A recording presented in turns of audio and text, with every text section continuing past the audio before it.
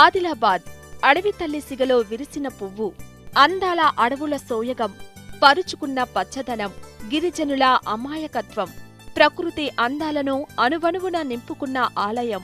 అడవి తల్లే దైవం, అందుకే గుండె గుండెన భక్తిభావం. నిర్మల్ కొయ్యబొమ్మల అందాల ముందు బ్రహ్మ సృష్టి కూడా దిగదుడిపే. ఇక్కడి చారిత్రక కట్టడాలు గత చరిత్రకు ఆనవాళ్లు. ఇక 4 లైన్ల జాతీయ రహదారి, వంపుసొంపుల కెరమెరి ఘాట్ రోడ్ల అందం, ఎత్తైన కుంటాల జలపాతం, భీం పురిటిగడ్డ జోడెఘాట్ పరిసరాల తన్మయత్వం. ఇలా చెప్పుకుంటూ పోతే జిల్లాలో అడుగడుగునా అద్భుతాలే. ప్రకృతి రమణీయ అందాల జిల్లా ఆదిలాబాద్. ఉత్తర భారతదేశవాసులు దక్షిణానికి వచ్చేటప్పుడు ముఖద్వారంలా స్వాగతం పలికేది ఈ జిల్లే. ఆదిలాబాదు జిల్లరా, అది ఎర్రని అడవి మల్లెరా, పచ్చని అడివంతా ఆకాశమైతే పల్లెలన్నీ జాబిలమ్మలు, ఆ గొండులే వేగు చుక్కలురా. ఆదిలాబాదు జిల్లరా, అది ఎర్రని అడవి మల్లెరా. ఆదిలాబాద్ జిల్లాలో ఒక్కో డివిజన్లో ఒక్కో అందం ద్విగుణీకృతమై ఉంది. వీటిలో మరీ చెప్పుకోవాల్సింది వంపుసొంపుల కెరమెరి ఘాట్ గురించి. ఈ రోడ్డు వెంట ప్రయాణిస్తున్నప్పుడు అచ్చం కాశ్మీర్లో ట్రావెల్ చేస్తున్న ఫీలింగ్ కలుగుతుంది. వంపులు తిరిగే దారి మనల్ని ఉయ్యాలలూపుతుంది. రంగుల రాట్నంలో తిరిగినట్టనిపిస్తుంది. కనుచూపు మేర అభయారణ్యాలు అంతులేని అనుభూతుల్ని పంచుతాయి. దేశంలోనే అతిపెద్దదైన 44వ జాతీయ రహదారి ఈ జిల్లా గుండానే వెళ్తుంది.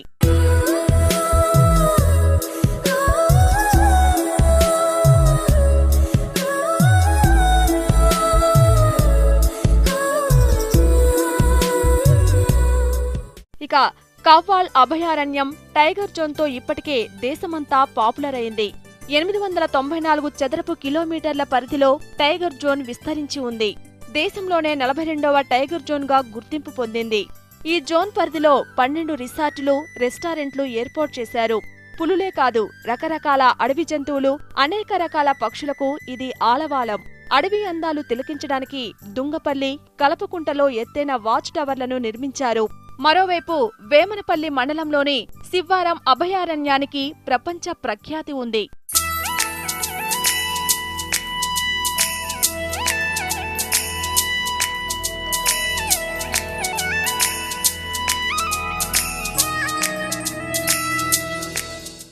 ఆదిలాబాద్ జిల్లా ఆలయాలకు నిలయం.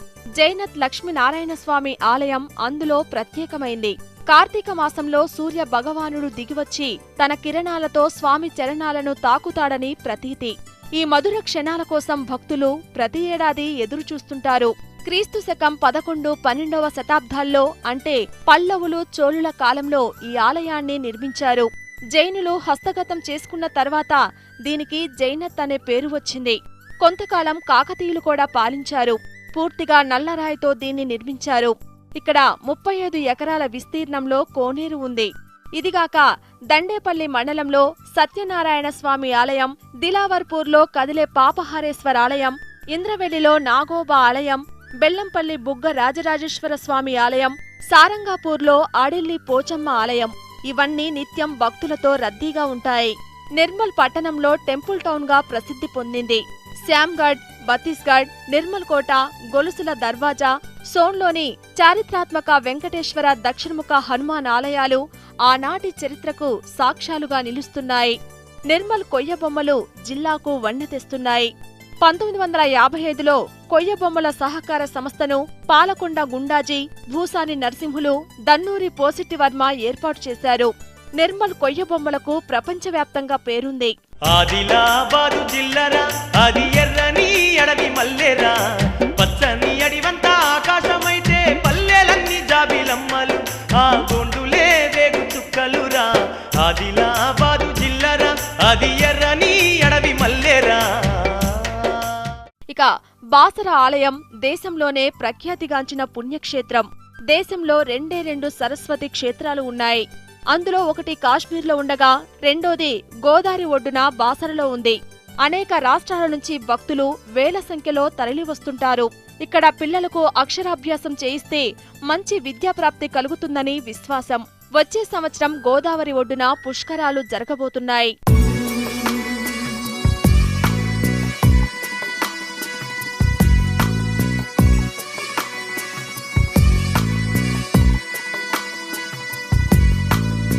ఇక జలపాతాల గురించి ఎంత చెప్పినా తక్కువే.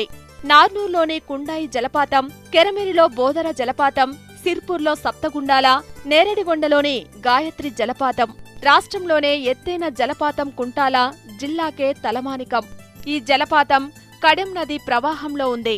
నేరేడిగొండ నుంచి 12 కిలోమీటర్ల దూరంలో దట్టమైన అడవుల్లో కొండలు కోనలు దాటి రాళ్లు రప్పలను తాకుతూ కుంటాల ప్రాంతంలో 46 మీటర్ల పైనుంచి నీళ్లు జాలువారుతూ చేసే శబ్దం తన్మయానికి గురిచేస్తుంది.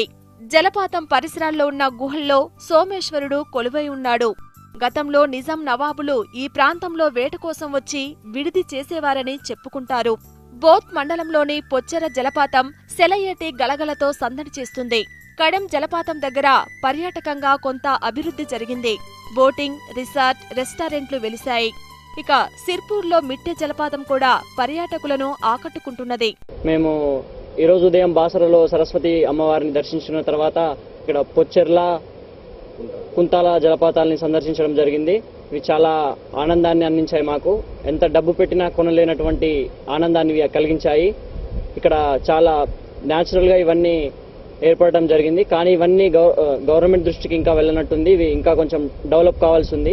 ఇవన్నీ గవర్నమెంట్ డెవలప్ చేస్తే ఇంకా పర్యాటక కేంద్రకంగా తీర్చిదిద్ది ప్రజలు ఎక్కువగా ఇక్కడికి వచ్చి సందర్శించే అవకాశం ఉంటుంది. ప్రజలు కూడా ఇక్కడ వచ్చి సందర్శించవచ్చు. చాలా బాగుంది ప్రదేశం. ఇక్కడ చాలా ఎంజాయ్ చేస్తాం మేము. ఇక్కడ ఫ్యామిలీతో నడుచుకుంటే సండే కానీ మాకు హాలిడేస్ దొరికినప్పుడు కానీ ప్రతిసారి ఇక్కడ వచ్చి చాలా ఎంజాయ్ చేస్తాము. అది కాకుండా ఇక్కడ మాకు ఫెసిలిటీస్ ఎక్కువ లేవు.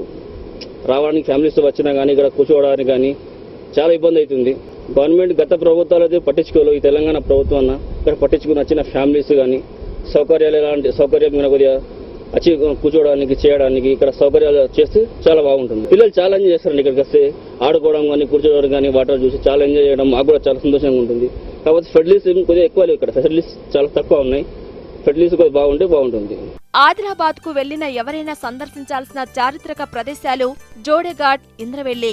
జల్, జంగల్, జమీన్ నినాదంతో వీరమరణం పొందిన గిరిజనుల ఆరాధ్య దైవం కొమురం భీం. ఆయన జన్మస్థలం జోడెఘాట్ ను అభివృద్ధి చేస్తామని ఇటీవల ముఖ్యమంత్రి కేసీఆర్ ప్రకటించారు. అందుకోసం 25 కోట్ల రూపాయలు కేటాయించారు. 200 ఎకరాల్లో స్మృతివనం ఏర్పాటు చేయనున్నారు. కెరమెరిలో శంకర్లొద్ది గుహ కూడా ఎంతో ప్రసిద్ధిగాంచింది. శిథిలమైన ఈ గుహలో నుంచి వెళితే మహారాష్ట్రలోని ఔరంగాబాద్ వస్తుందట. మరోపక్క నిర్మల్ గుహలు, ఇంకో పక్క వరంగల్ కాకతీయ గుహలు తారసపడతాయని ఇక్కడి వారు చెప్పుకుంటారు. సహజ సిద్ధ అందాలు ఓవైపు, మానవ నిర్మిత అద్భుతాలు మరోవైపు జిల్లాకు పర్యాటకులను తీసుకొస్తున్నాయి. ఇంత అవకాశమున్నా సమైక్య పాలనలో ఆదిలాబాద్ జిల్లా అనాథైపోయింది. అభివృద్ధి లేక పర్యాటక అందాలన్నీ అడవిగాచిన వెన్నెలైంది. ప్రస్తుతం తెలంగాణ సర్కార్ జిల్లాలో పర్యాటక అభివృద్ధి కోసం మన ఊరు మన ప్రణాళికలో అనేక టూరిజం స్పాట్లను గుర్తించింది. 5 ఏళ్లలో విడతల వారీగా అభివృద్ధి పనులు చేపట్టాలని యోచిస్తుంది.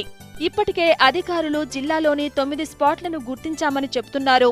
వీటి కోసం దాదాపు 9 కోట్ల రూపాయలను కూడా వెచ్చించారు. చారిత్రక ప్రసిద్ధి కలిగిన ఆలయాలను కూడా త్వరలోనే అభివృద్ధి పరుస్తామంటున్నారు. ఆదిలాబాద్ జిల్లాలో టూరిజం పాయింట్ ఆఫ్ వ్యూలో డెవలప్మెంట్ చేయడానికి చాలా లొకేషన్స్ ఉన్నాయి. ఇప్పటి వరకు దాదాపు మేము ఒక 9 లొకేషన్స్ కూడా డెవలప్ చేయడం జరిగింది. దాదాపు 9 కోట్ల చిల్లర రూపాయలు వెచ్చించి. దాంట్లో ముఖ్యంగా వచ్చేసి కుంటాల జలపాతం. ఇది మన తెలంగాణ జిల్లాలలోనే అతిపెద్ద జలపాతం ఇది. దీంట్లో ఇప్పటి వరకు చాలా పనులు చేయడం జరిగింది. ఇక్కడ పర్యాటకుల తాకిడి కూడా చాలా ఎక్కువ ఉంటుంది. సీజనల్గా చూస్తే నవంబరు, డిసెంబరు, జనవరి మాసాలలో పబ్లిక్ అధికంగా వస్తారు. ఇక్కడ బాసర జ్ఞాన సరస్వతి మందిరము మన ఇండియా లోపలనే 2వ టెంపుల్ ఇది. దీంట్లో వచ్చే పర్యాటకుల కోసము టూరిజం డెవలప్మెంట్ కార్పొరేషన్ నుంచి మేము ఒక హోటల్ని కూడా ఇక్కడ నిర్మించడం జరిగింది. దాంట్లో దాదాపు 16 సూట్లు కూడా ఉన్నాయి. దాంట్లో మేము ప్యాకేజ్ టూర్స్ను కూడా హైదరాబాద్ నుంచి కండక్ట్ చేయడం జరుగుతుంది. అదేవిధంగా నిర్మల్ టాయ్స్ ఎంపోరియంను కూడా డెవలప్ చేయడానికి ఇప్పుడు మేము ఒకటి రూరల్ టూరిజం ప్రాజెక్ట్ కూడా కడతాల్ వద్ద ఏర్పాటు చేయడం జరిగింది. అది కూడా అతి త్వరలో ప్రారంభోత్సవానికి దగ్గరలో ఉంది.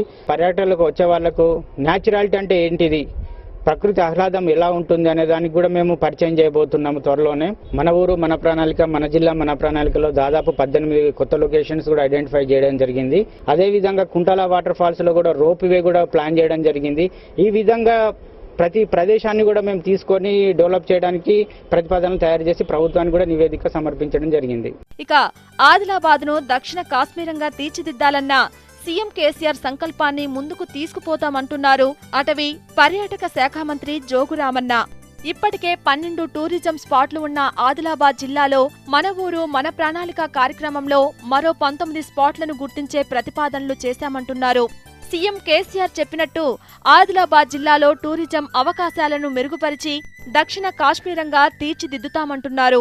ఆనాడు జల్ జంగల్ జమీన్ కొరకు పోరాటం చేసినటువంటి గిరిజనుల యొక్క ఆరాధ్య దైవమైనటువంటి కొమురం భీం గారు మరి ముఖ్యమంత్రి గారికి ముందుగా ఆదిలాబాద్ జిల్లా ప్రజల తరపున గిరిజనుల తరపున మరి ఆదిలాబాద్ జిల్లా మంత్రిగా వారికి ప్రత్యేకంగా ధన్యవాదాలు తెలియజేసుకుంటూ తెలంగాణ రాష్ట్రంకు కాశ్మీర్ లాంటిదైనటువంటి ఆదిలాబాద్ జిల్లా అటువంటి కొండలు అడవి వాటర్ ఫాల్స్ ఉన్నటువంటి జిల్లా ఆదిలాబాద్ జిల్లా అనేక సార్లు కూడా తెలంగాణ రాష్ట్రం వస్తే ఆదిలాబాద్ జిల్లాను సెకండ్ కాశ్మీర్ లాగా తెలంగాణ ప్రాంతం జరుగుతుందని చెప్పినటువంటి కేసీఆర్ గారు ఈరోజు ప్రత్యేకంగా ఒక 200 ఎకరాల భూమి తీసుకొని మరి ఒక మ్యూజియం కానీ వారి పేరు మీద ఇంకా స్మృతి చిహ్నంగా పెద్ద ఒక అక్కడ స్తూపం కానీ ఇంకా రేపు రాబోయేటటువంటి రోజుల్లో మరి అనేక ఆదిలాబాద్ జిల్లాకు మరి తప్పకుండా కొమురం భీం పేరుతోటి